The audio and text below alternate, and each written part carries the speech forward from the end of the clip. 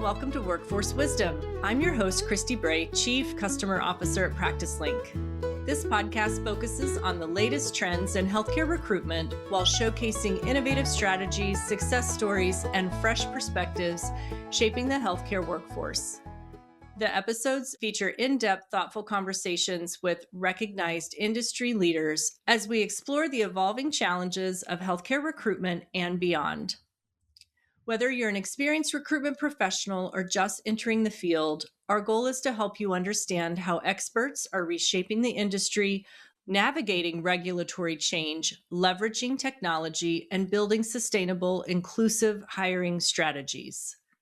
Today's episode, Immigration Strategy in a Shifting Policy Landscape.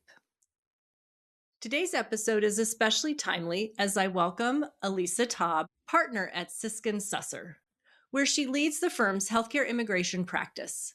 For nearly 2 decades, Elissa has helped healthcare organizations successfully navigate the immigration process for international physicians and healthcare professionals. She brings deep expertise in physician immigration matters, including J-1 waivers, H-1B visas, O-1 visas, and employment-based green cards. Elissa is also co-author of the Physician Immigration Handbook and a nationally recognized speaker on healthcare immigration strategy. Elissa, welcome to Workforce Wisdom. It's great to be back, Christy. Tell me, which edition are you on for the handbook? We are on the 10th edition this year. And it just came out a few weeks ago. And I actually don't have one to show you because they are all in transit all around the country. But yeah, we're really excited about the 10th edition. Yeah, well, 10th is a milestone, I know for sure. So I don't know if it has like a special ribbon on it, but that is a great feat for you guys. It does. There's a nice like medallion on the front cover, and it's really, the colors really pop this year. I think they look great. It can be tough to make immigration law sexy, so we understand. Yeah.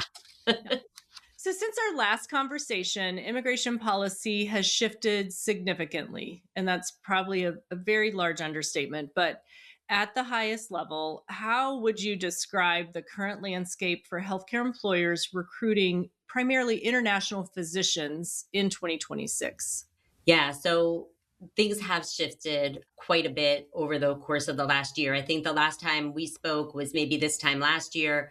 And we were talking about the things that we were concerned about happening, but that a lot of those things hadn't happened yet. And now here we are a year later, and we're dealing with a lot of the things that we expected and some things that we did not expect. I think overall for healthcare employers, immigration sponsorship is still viable. There's confusion out there. There are policy changes that have made some things more challenging. We're facing an administration that is, resistant to immigration on a general level, not just illegal immigration, so to speak, but all immigration. So some things have become more challenging. But on a day-to-day basis, we're still filing applications. They're still getting approved. Our physicians are still coming to work. So I think for healthcare employers, the thing to know is that it's viable. We've got to get educated. I think in the past, I might have said to employers, look, you don't really have to know this stuff. That's why you have me. I know all this stuff. Today, I think it's more important for recruiters, for hospital CEOs, folks that are engaged in this, to start to really learn, and not learn so that you can file applications yourself, but so that you understand when new policies come out, you can have a better idea of how that's going to affect your workforce, because we can tell you that. And of course, we'll do that and guide and, share that information. But on a practical level, we've seen some employers really take a more proactive, take the bull by the horns kind of approach now than they did before, because they really need to understand what's going on with their workforce. Yeah. We know that many health systems, especially the rural and underserved communities, they depend heavily on these IMGs to come into their communities and provide care.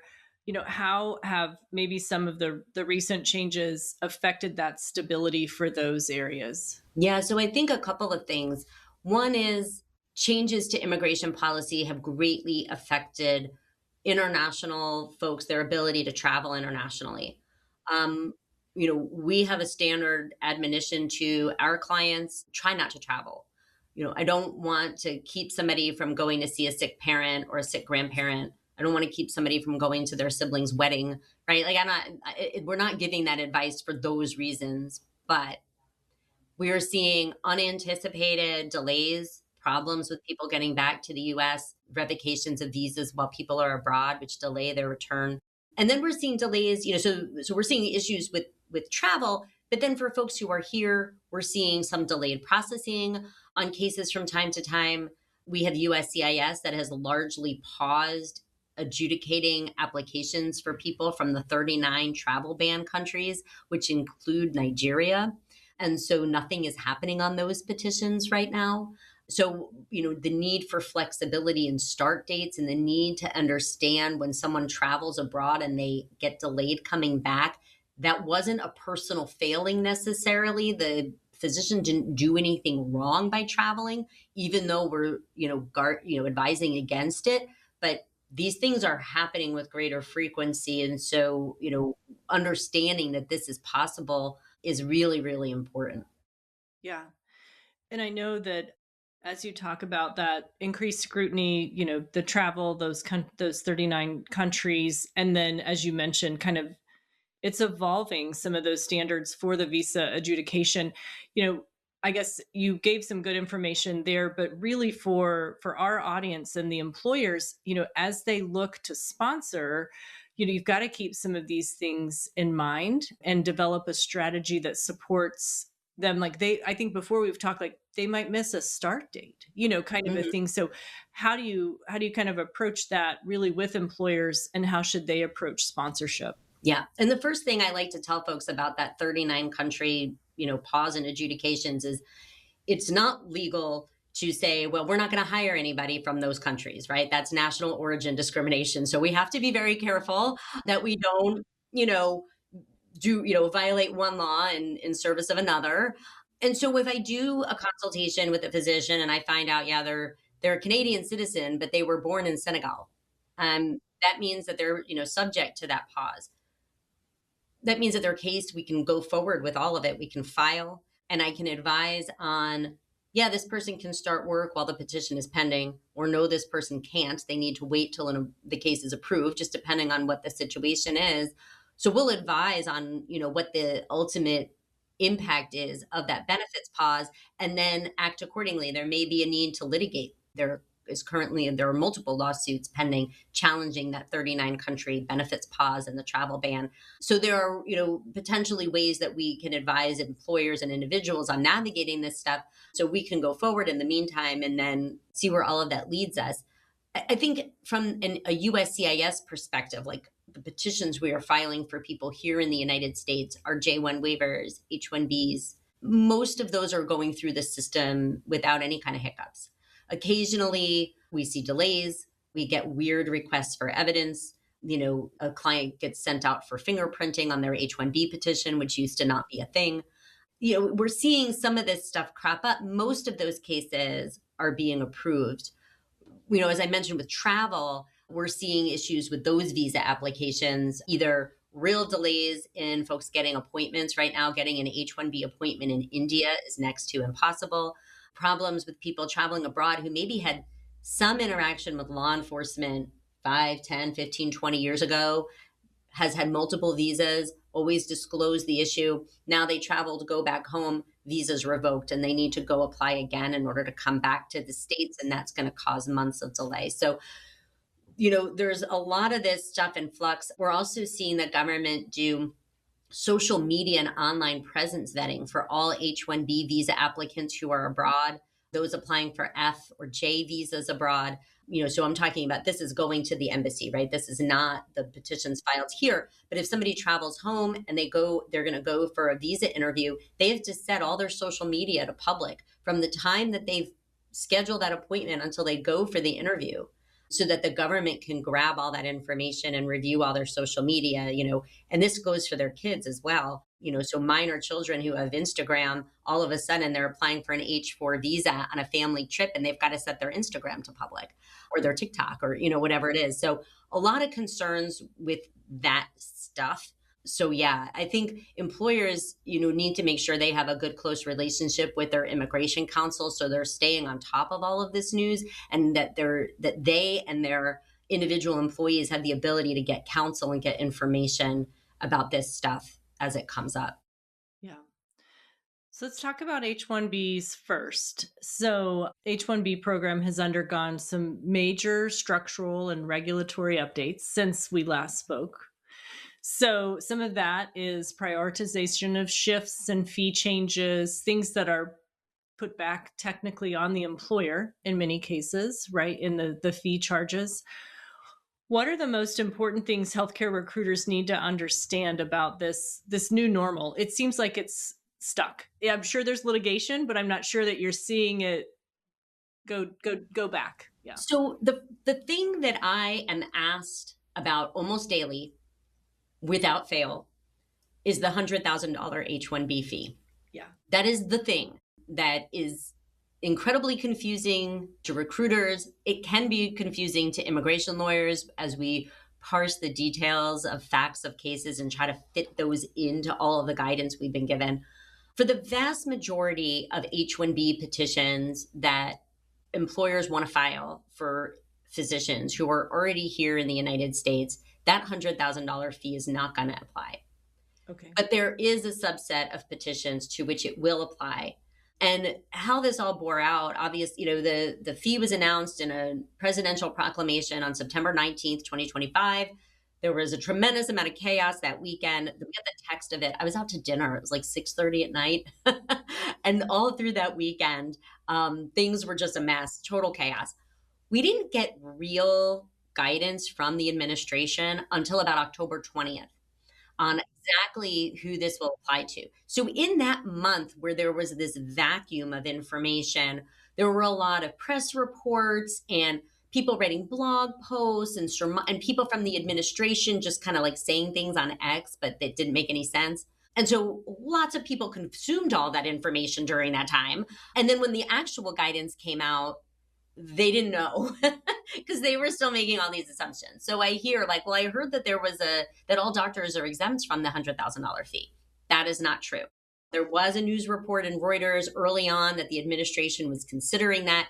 They never implemented it. There has been a tremendous outpouring of advocacy on the issue, trying to get the administration to give that exemption. They have not done it. There was a rumor, or thinking that this only applied to cases going through the H-1B lottery, which opens tomorrow.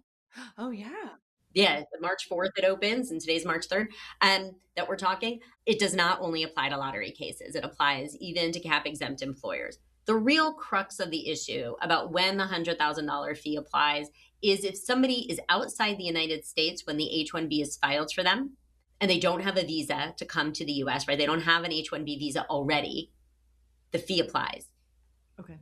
In addition, if they're here in the US, but they're not eligible to change status here, they're in a J and they don't have a waiver, and they violated the terms of an existing H-1B for some reason, whatever it is, there could be some reason that they're not eligible to change status from here in the US, and they're going to have to make a trip abroad before they can start work, the fee applies.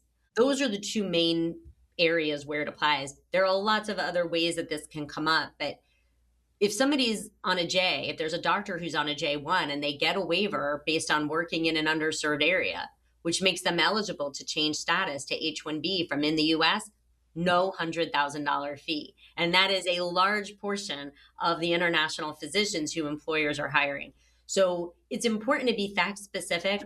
It's important to get that information from the physician you're recruiting to understand what their background is. Immigration counsel should be able to help sort through.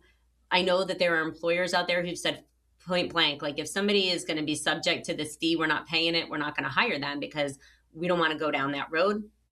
That's a perfectly fine policy to have. There were physicians who had already signed contracts when this proclamation came out without warning. Employers were caught flat-footed and had to figure out what to do with them. There is an exemption that you can apply for. None of them have been adjudicated. Those exemptions you can apply.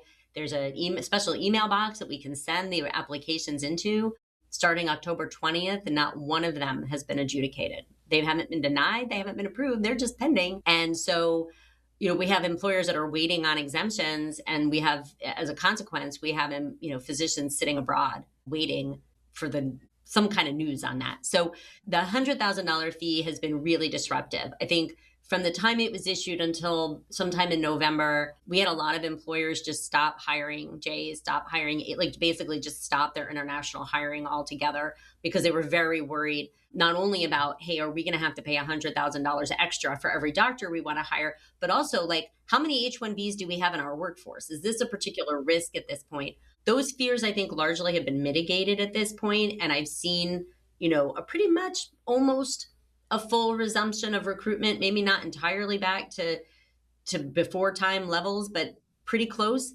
But that really caused a blip, and especially at a really key time of the year for physician recruitment, right? Right. As the fiscal year was opening. So that was a long answer to your question, but that is the thing on H-1Bs right now. That is the thing that we are hearing the most confusion and worry about. Yeah. And I know I was watching yours and then your partner's posts on LinkedIn on that, to really like stay up to date. I felt, from an expertise standpoint, stay up to date on like what was happening and sharing that back to our internal team. Because when we do get physicians on the phone, and you can't be the full legal resource for them, but definitely a scary time for those folks, and just a lot of unknowns. A month is a long time if Yeah. you think about it in terms of knowing you have a job and can provide for your family or not. So as you're seeing these longer timelines and kind of the more RFEs and those different approval trends, has it gotten worse? Is it just different? Did it move from what we've previously seen? Yeah, we're getting RFEs on well, I would say the RFE rates on my H-1Bs hasn't gone back to what we had in the first Trump administration, when there's a couch in my office, which you can see part of back here, and we would call that the RFE couch, because that's where all of the draft responses and stuff would go when I was ready to review them. And there would always be a pile. I mean, like, tall. We're not quite there. But the RFEs that we're getting are a little bit different. The government is viewing almost every function that it has. USCIS is viewing almost every single function that it has as discretionary.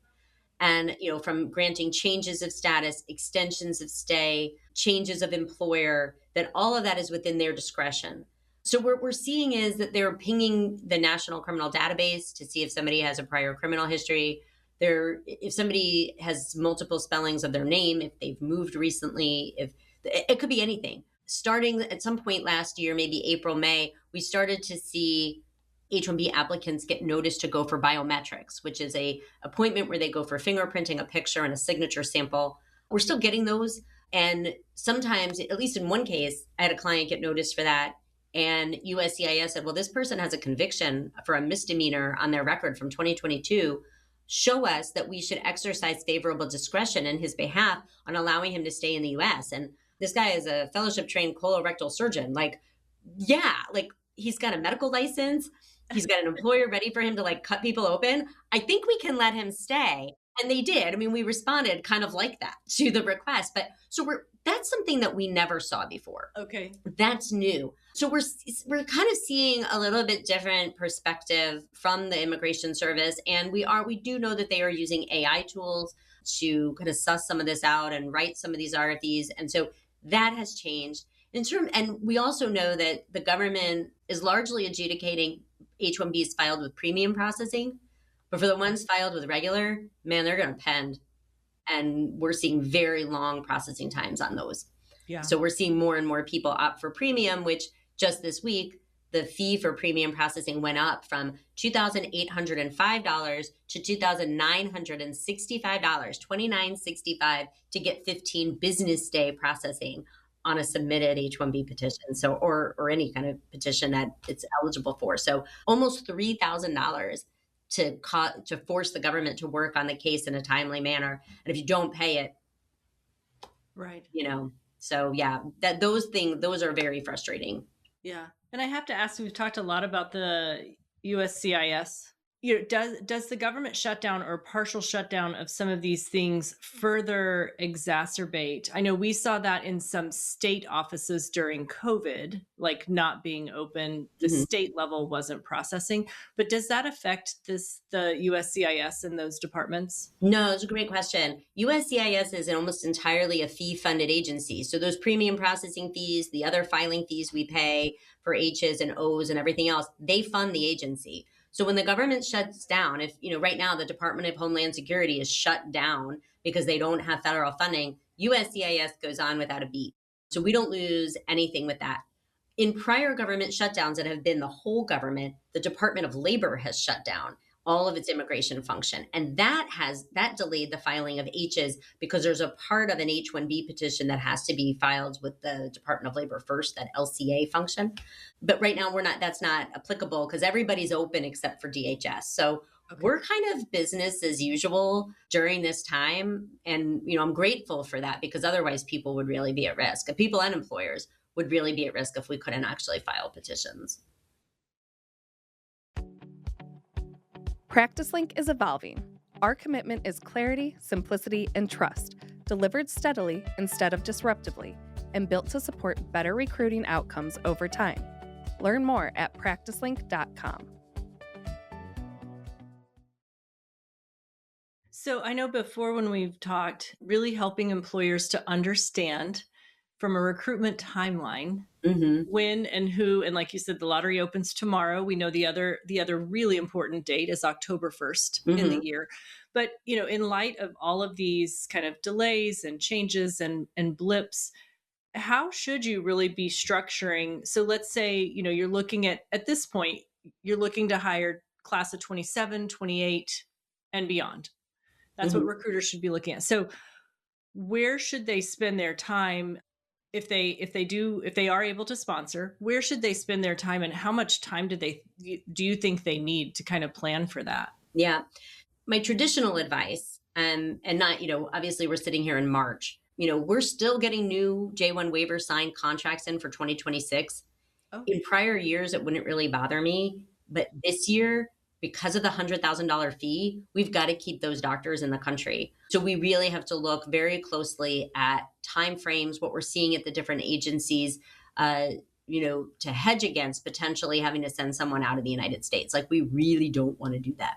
mm-hmm. In a general time frame, my usual advice is the best time of year, if you're hiring J1 doctors, the best time of year to file your waiver applications is in the fall, right? So depending on the program, September, October, November, December, maybe even into January. That's your sweet spot. Of course, there may be program deadlines, so you have to keep that in mind, but just as an overall strategy. Once we get past January, you can still hire J1 doctors, but their time frame is going to be, further down. Their start dates are going to be later. Things are going to feel a little bit tighter and more compressed, especially depending on when your facility is going to go through credentialing. Can they get most credentialing done while the process is ongoing and finish it up when the H-1B is approved? Or are they only going to start credentialing when all the immigration process is done? So now you've got like another 90 days to go. So you kind of have to look at the way all of these things are going to play with each other. I think that all of that advice still holds true.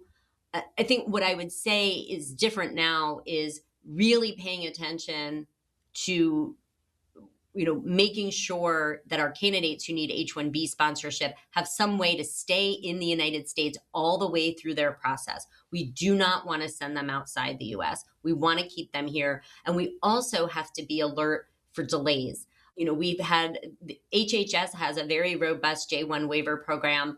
We've seen some delays in that program this year for a variety of reasons. One, due to the government shutdown in the fall. Two, due to changes in leadership in the agency. And this is something that's ongoing. It's a very hot button in this moment today. That was totally unanticipated when some of these employment agreements were signed in August, September, October, November. And so I think as an employer, you have to understand that there's nothing guaranteed ever with immigration. No time frame is guaranteed. No approval is guaranteed.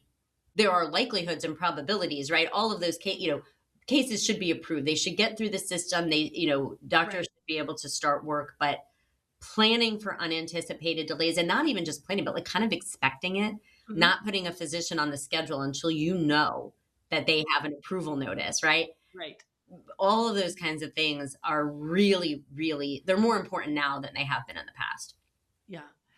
I do think, though, what you said, that time frame of, have you started credentialing, MSO, CBO work? Have you started those things somewhere along as they're going through? Because in good faith, right, they're going through. Added 90 to 120 days is, that I feel like that's kind of a deal killer for some folks coming to work for you. And then your organization, having access to that provider who is there and in place and provide care. So I that would be an interesting ask of the audience and of recruiters. Like, are you not doing that now? Like, are things delaying? Because you do have to wait. Like, do they have a state license? There are things that have to trickle in all along this hiring process. But that to me is significant if you're not moving forward with some of those other pieces at the same time. Yeah, no, I agree. I see it both ways. But when we get everything done and then like credentialing starts, you're like, oh gosh, like They just want to go to work. They just want right. to go We to just work. did all this work. We met the contract deadline. Everything is ready to go. And then they're like, well, the doctor can't start yet. You're like, oh gosh, Right. Right. So yeah, I think there are things that can be pre-done. I know every facility has its own protocols with regard to credentialing. I think that process is as much a mystery to immigration lawyers as immigration is to the credentialing folks.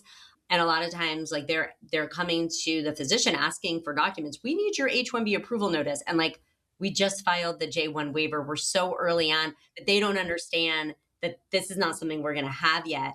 And the physician's freaking out because they don't have the document. So I think sometimes there needs to be a little education on that side as well as to exactly, what's going on our end.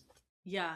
Yeah, that's a great topic. I know, and recruiters probably are put in the position to try and provide some of that education to their MSO, CVO. That is a good point, making sure people understand, back and forth of how long, and then what the delays actually mean when people, have delays.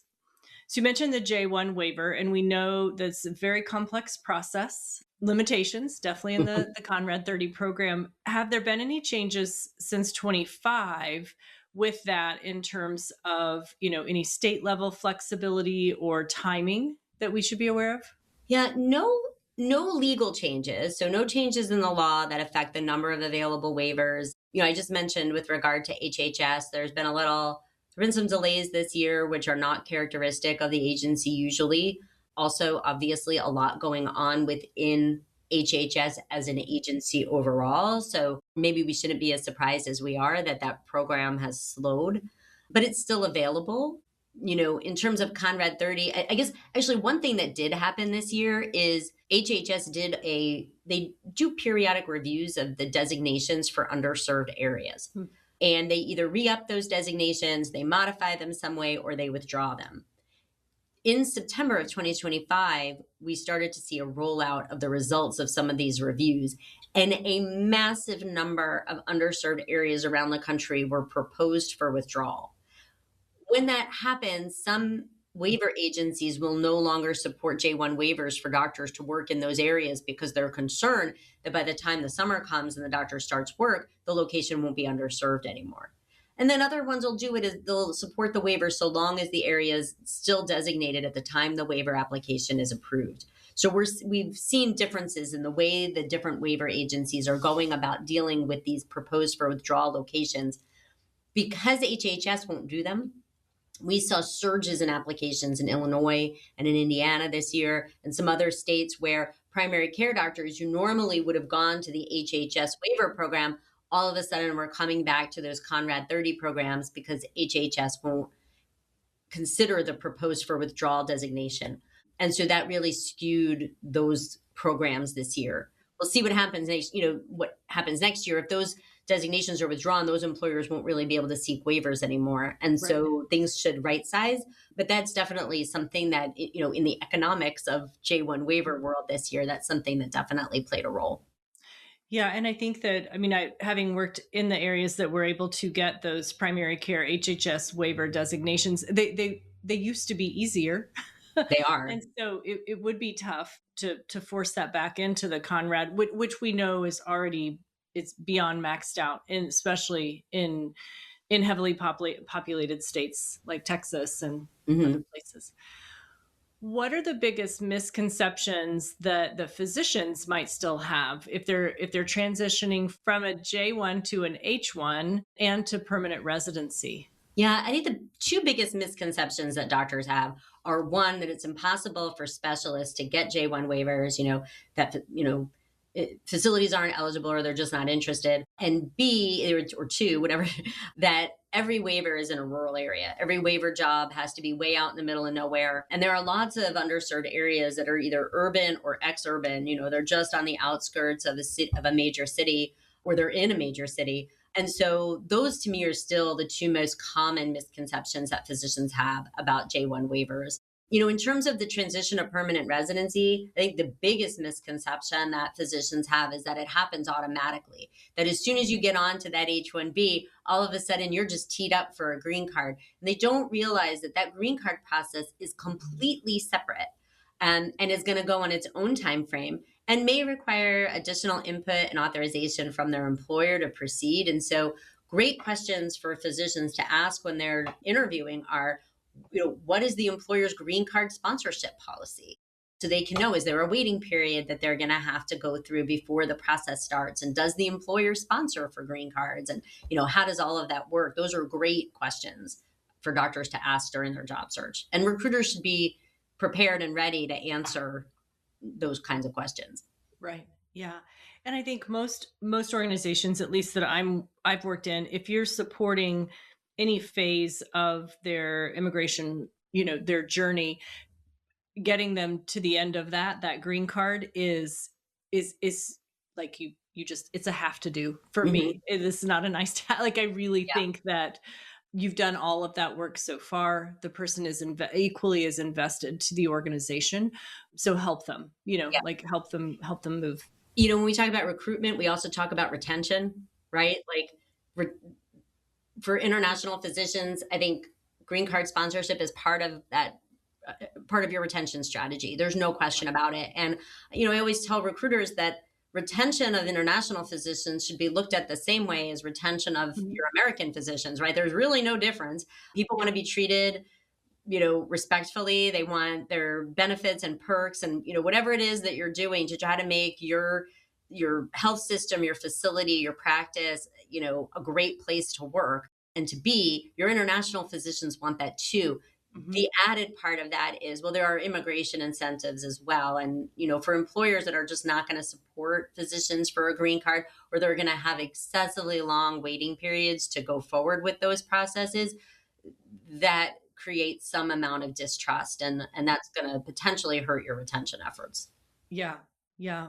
We haven't talked a lot about the shortage, but we know the shortage. We are still on the front end of the shortage. I try and remind people that we're moving along, but we are still in this area where it is going to get worse and intensify. Are there any conversations happening either at the state level or the federal level about expanding waiver access, either the numbers or some of the additional programs like we see Appalachian Regional, when we see these other programs, are there things popping up that are being discussed, or are we just going to see more constraint and limitation? Yeah, so both actually. Well, in terms of access. So there are bills pending in both houses of Congress that would seek to increase the number of waiver slots that are available. The bills have been introduced and repeatedly in Congress over the years. They've been negotiated on a bipartisan basis. They have lots of co-sponsors on both sides. I know that AAPPR has been very supportive of that legislation and has visited Congress both with us, with immigration lawyers, and on their own in an advocacy posture to try to get more waiver slots. Obviously, anything pending in Congress right now is a tall order, especially when the word immigration or visas is attached to it. But yes, there have been bills, there are bills currently pending that would help on that. Similarly, there are advocacy efforts underway, at least amongst a group of immigration attorneys and some other folks, to add on additional federal agencies who would support J1 waivers. There are other regional economic commissions that exist in the United States, one in the Southwest. I think there's a Great Lakes or an Upper Midwest one, and there are others as well. They just haven't created J1 waiver programs. And so there's an effort underway to try to get that happening. It's still in early days. There's still a lot of work to be done, a lot of education to be done with these agencies about the good that they could do for their communities if they provided a pathway for more physicians to come with strong incentive to do so, especially in the southwestern states, Texas, New Mexico, Arizona. And so there are efforts underway currently for that. And I think on the regional commission side of things, there's some hope that we can, break through on that. Congressional legislation, I'm pretty pessimistic on that, even though when I do go visit DC, I come out all energized and feeling empowered. I went and, walked the halls of Congress and all this stuff. And then I come home and I'm like, yeah, I have to face reality. But Right. Back to the paperwork and the things you have to get done. Yeah. Let's talk about compliance and risk. And kind of that, because we have talked along the way, right? There's financial risk, there's risk involved with supporting IMGs as an employer, and there's been a lot of emphasis on enforcement, vetting in the immigration processing. What are some new compliance risks that health systems could proactively be addressing? Yeah, I think two things that just automatically come up in my mind are I-9 compliance, making sure that employers have done internal audits of their I-9s, making sure that all of that paperwork is done appropriately. That's huge. The government has been doing I-9 audits in increasing numbers. And, if you get one of those notices, I think you have like 72 hours to respond. So having some comfort that what's in your files is a great idea. For folks who might use E-Verify or, online I-9 compliance systems, their risk may be a little bit lower. But if you're using the paper forms, holy moly, like maybe go back and do an audit. The other documents that I think employers should look at are their public access files that relate to any H-1Bs that they have filed. The public access file is something that is created when any time an LCA is filed that's to support an H-1B. It's a Department of Labor requirement that this file be kept that's accessible by any member of the public, that includes some justification for benefits and pay and all of this other stuff that the foreign national employee is being offered. There are very strict requirements about where the public access file has to be kept, in what time frame it has to be created, all of that stuff. So making sure that an employer knows where their public access files are, that they were created appropriately, and that they're accessible and have the proper information. Those are two areas that every employer could probably stand to spend some time on. Any other besides those things, are there any other kind of documentation or internal coordination mistakes that you see that cause delays or jeopardize these petitions? Yeah, I think employers really need to make sure all of their internal stakeholders understand that when somebody's on a visa, that there may be rules regarding their pay, their work sites, and the work that they're doing that are really important to keep track of. And if those things are going to change, they may need to check with Immigration Counsel in advance of the change. Because if something has to be filed with the government, there may need to be an on-ramp for that, some lead time for that filing to happen. Or the Immigration Counsel may say, no, you can't decrease that person's salary now because it's going to go below the prevailing wage. There are all kinds of things. So to be particularly attuned to changes in employment that happen, I know it's hard because I know, physician recruitment is here, contracting is here, operations is here, right? And things are happening on the fly. And sometimes that information doesn't make it all the way back so that it can be relayed to Immigration Counsel. But it's especially right now in the enforcement environment that we're in, where both the Immigration Service and the Department of Labor and ICE are all looking at employer compliance and maintenance of status and making sure that people are doing what they said they were going to do. That coordination and making sure that we aren't siloed as much is really, really important and very key to a compliance structure. Right. And I think it's, just being aware from an operations standpoint where you see, you definitely see folks, okay, we'll just move their clinic. Okay, you cannot just do that. Yeah. Not with these people that are on waivers. Yeah, we're just going to close this office over here and we're going to move them across the street. Now that might be fine, but we may have to have you post something at that new location before you do it, right? Like we can't just push them across the street. Right. Make sure you have that post on PracticeLink. It needs to be up for like 6 months. And then, right? Like there's just rules. Yeah. Yeah. If the healthcare system hasn't audited, like an internal audit of their immigration process in a few years, are there some things they should prioritize right now in this climate? I think I-9s for sure. And we're hearing from employers that never had an audit before. They're caught way unaware. If you already have employment compliance counsel, immigration counsel that you can call if you get one of these notices, that's great. They may be able to get right on it and meet that 72-hour deadline. But if you're an employer who maybe is smaller, maybe an independent medical practice, somebody who may not regularly engage with immigration counsel, and maybe you don't even sponsor, right? Maybe you don't sponsor any visas, but you've got a whole US citizen workforce or other folks in your workforce that aren't sponsored who may be immigrants, and you may have I-9 vulnerabilities and you haven't regularly been engaging counsel on this stuff.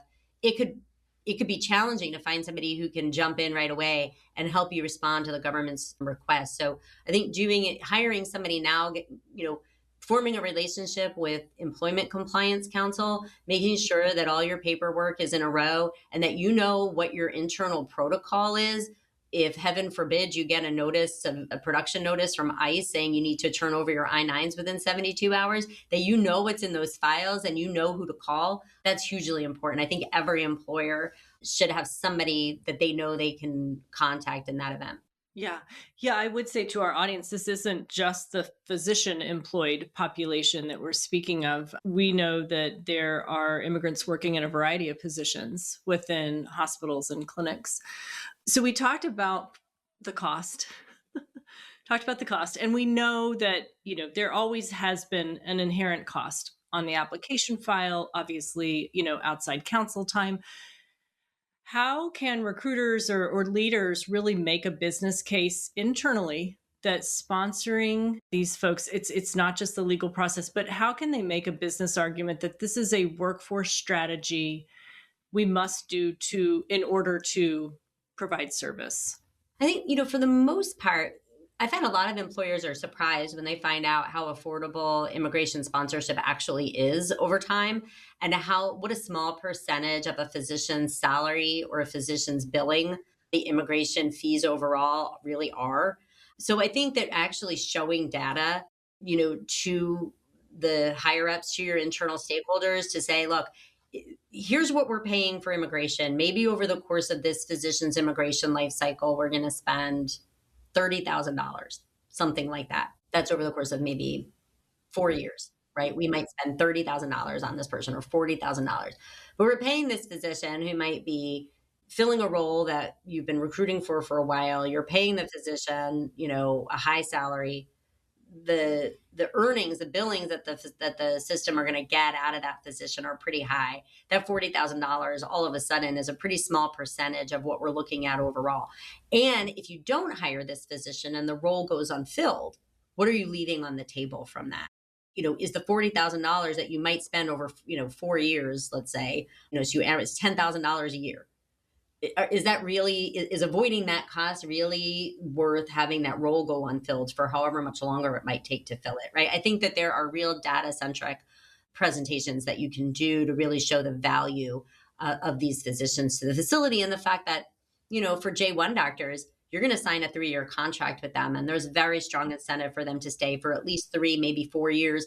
Maybe they stay beyond that if all the retention stuff we talked about works out. So, I think there are a good number of reasons to embark on that. And then the other than the $100,000 fee, right, which we already talked about and we said it doesn't apply in most cases, other than that, costs are generally similar. Your legal fees are probably going to go up. I hate to tell you, but things are harder. That's going to cause your legal fees to go up. Government fees have risen over the last few years, but overall still, this is a small portion of what your overall expenditures on a physician are going to be. Right. Yeah. And I mean, my locum tenens friends wouldn't like it, but it is cheaper than standing up a department on a locum tenens provider. So Yes. I think in the grand scheme of how money works, I would say that. But you talked a little bit about that communication or collaboration, and we know, I mean, a lot of industries have silos. Healthcare is very siloed in many ways in organizations. Is there, a centralized tracking system, or what should that collaboration kind of between talent acquisition, recruitment, legal, HR, operations, how should they play together to help reduce the risk and then to your point about retention, improve the candidate experience? Yeah, I think that that kind of collaboration is really key. Everybody's got to understand what's involved in the process and really come to the table to have those conversations, especially now. There's a lot of misunderstanding, a lot of confusion, but there's also a lot of nonsense going on, right? There's just shifting policies, new stuff coming out all the time.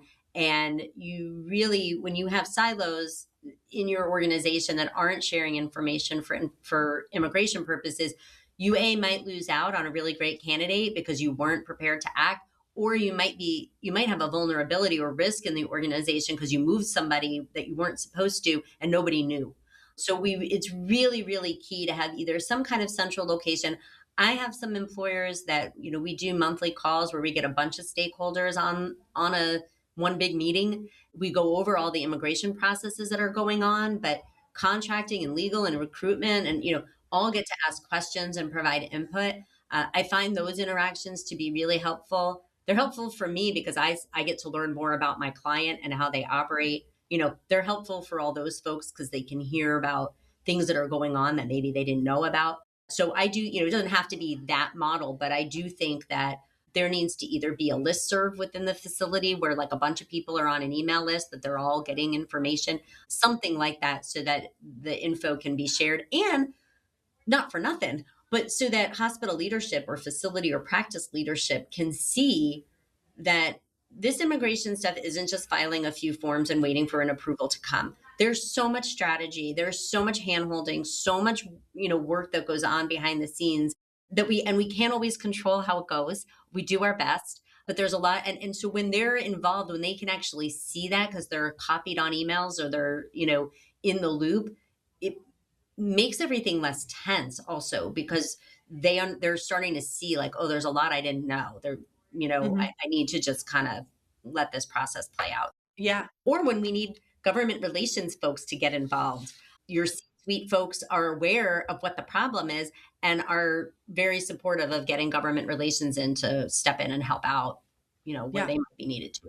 Definitely from an advocacy standpoint, and depending how robust that department is within your health system could make a very big Yeah. difference. Yeah, I think kind of what you talked about, sometimes it's viewed as when you're doing an onboarding meeting and you're going through, these are the people, and you usually go in order of who's starting first. Yeah. But and you're checking all those boxes as you go through. I can see where that would be useful. Yeah. Yeah. Yeah, no, I think it's great for the employers that we have the wherewithal to do that. I love doing it. We have others where we send, a weekly or regular update on every case that's going through our office so that the employer has a weekly update or however frequently update on everything that's going on. And then they circulate that internally.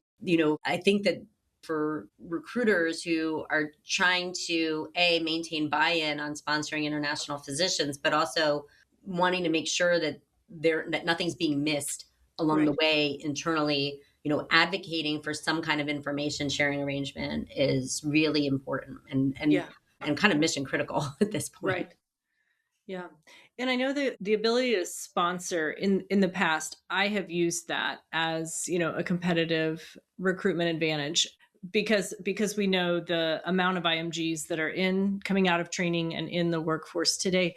So how can healthcare organizations really communicate that they're immigration friendly, sponsorship friendly? I'm not sure how they should do that, but to really help strengthen their brand, but also as that competitive, recruitment tool. Yeah. So In ads, obviously you can say what sponsorship you offer. If it's everything, you could just say immigration sponsorship available. You could say J1s and H1s welcome, things like that. But I also think from a central planning perspective, making sure that your physician recruiter workforce is trained on immigration, can talk, can use the lingo, can talk intelligently with folks about it at career fairs, when they're on the phone with physicians. Physicians overwhelmingly, especially right now, oh my gosh, right? Physicians are always like a high anxiety group, right? They're high achievers, they work hard, they're, all of this stuff, high anxiety, high wanting level of control type of group. Right now, the level of anxiety for every foreign national in the United States, but especially for this group, is very high. They want to know that their employer knows what's going on, has counsel working with them that knows what's going on and can handle things and is going to do so compassionately and competently and all of that stuff. So even as a physician recruiter, you don't have to be an expert on immigration.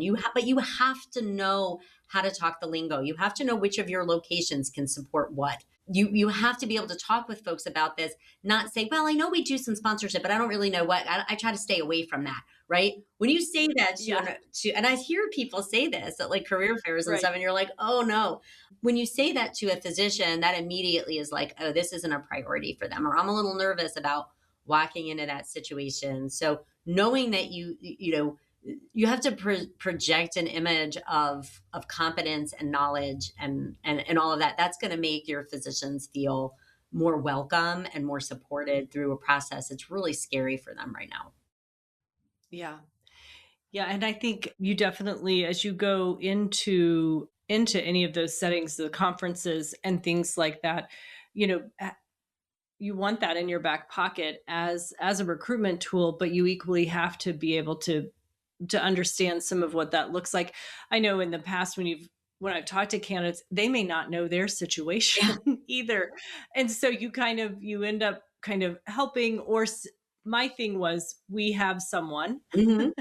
we work with this council and we will get you in touch with them from day one to make sure that it's that easy investment that's there to make that connection for them, and then they feel secure in you as an employer. Yeah, no, that's 100%. 100%. Everything you just said is exactly right. That's really what they want to know. Yeah, that's a great one. What's one immigration myth that you wish, recruiters, leaders, our audience would stop believing? They all leave. Yeah. They all leave. And the minute they can go, they all leave. It's just not true. They do. Some of them do, right? But American doctors don't always stay in one job for their whole lives either. So yeah, that's number one myth I wish we could just put to bed. Yeah, absolutely. I have seen it the opposite my whole career. Mm-hmm. What is the most overlooked risk in physician immigration today? Travel. I think every employer should have a policy requiring, and this goes for probably anybody, not just internationals at this point, because we're seeing people get stuck all over the world right now. Yeah. Employers might want to consider some kind of policy that if they have an employee going abroad, that they have to notify their supervisor. I don't need to know if you're going to Florida for the weekend, but if you're traveling to London or you're going to Dubai or you're going to Australia or something, Right. your employer might want to know, like, what are the dates that you're planning to be outside the country and where you're going and where you're connecting through. Because right now we have a client whose family traveled abroad to get visa stamps. They were connecting through Dubai over the weekend on their way home, and now they're stuck there. Yeah. Now, of course, this is the family. This isn't the doctor himself. But of course, he's under a lot of stress right now, trying to figure out how to get them home. So I think it doesn't mean that you are going to avoid complications, but it means that if there is one, it's not going to be a total surprise. So yeah, travel policies, I think, are a big deal. Yeah, I think some, not to extend this answer, but some of what I've read is notifying the embassy of the U.S. embassy of the country you're traveling to, that you are there And we have seen that play out in many cases where something erupts and the embassy there has that responsibility. Yeah, definitely. I do that religiously every time I travel abroad, no matter how long, no matter where I'm going. I always register with STEP. Because you get notifications, there's an earthquake, there's a volcano erupting. Like, it may not be anywhere near you, but you get all the notifications, hugely beneficial. And then you're already in their system if you need assistance. So yeah, I highly recommend it. Yeah. All right, last one. Yeah. What is one strategic move health systems should implement this year? Advocacy and government relations. I think having a conversation with your government relations department, if you have one, to let them know that, yeah, in the past, we may not have really like publicized our immigration sponsorship. Maybe we haven't gotten involved, but there's a lot of policy stuff going on right now that we may need to loop in our lobbyists on the fly to help us navigate. This is the time to have those conversations and make sure your organization is ready to step in if you're needed. If your immigration lawyer, sends you an email, hair on fire, saying, I need you to get on the phone. I need somebody on the phone with Homeland Security today on this issue or whatever it is.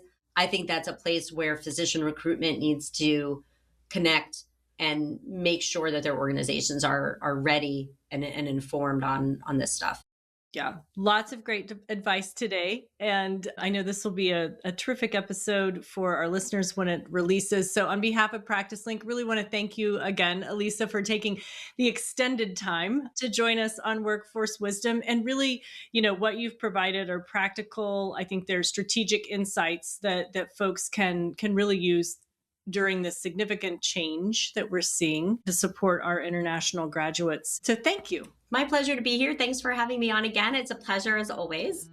So for our listeners, if you have any thoughts, questions, or ideas about today's discussion, encourage you to reach out via email, plmedia@practicelink.com. You can also go to the PracticeLink Resource Center and find information on Siskind and Susser. You can also reach out to Elissa directly through LinkedIn, but her information is there within the Resource Center. My name is Christy Bray. Thank you for listening to Workforce Wisdom.